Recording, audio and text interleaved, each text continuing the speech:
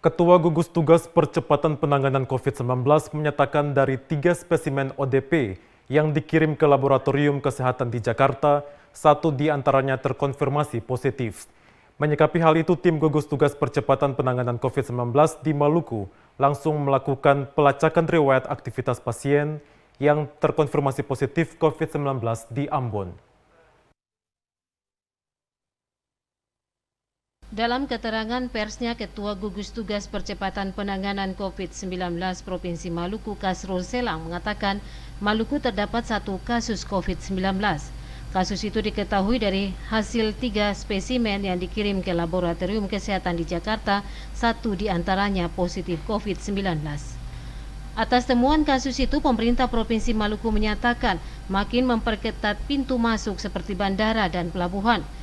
Meskipun dinyatakan positif terjangkit COVID-19, namun kondisi pasien tersebut sangat baik. Menginformasikan bahwa pasien dalam pengawasan kemarin yang salah satu sampelnya kita kirim ke Labkes Kementerian Kesehatan Republik Indonesia, sudah ada hasilnya dan terkonfirmasi hasilnya positif.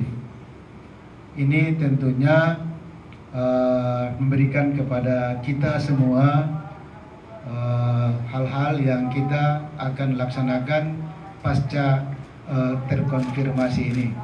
Jadi sampel yang kita kirim kemarin sudah ada hasilnya, kita kirim itu satunya positif dan satunya negatif.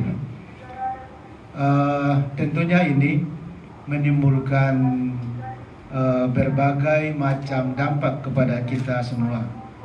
Intinya kami langsung berapat di gugus tadi dan melaporkan kepada pimpinan-pimpinan kami. Kalau kami lapor ke gubernur, Polda lapor ke Kapolda, dan Kodam melaporkan kepada Panglima Kodam 16 Patimura tentunya. Secara umum hingga Minggu pukul 16.00 waktu Indonesia Timur di Maluku terdapat 53 orang dalam pemantauan ODP, 1 orang pasien dalam pengawasan dan 1 kasus COVID-19. Orang dalam pantauan COVID-19 tersebut tersebar di 6 kabupaten kota di Maluku. Hamjatomia Kurniawan melaporkan.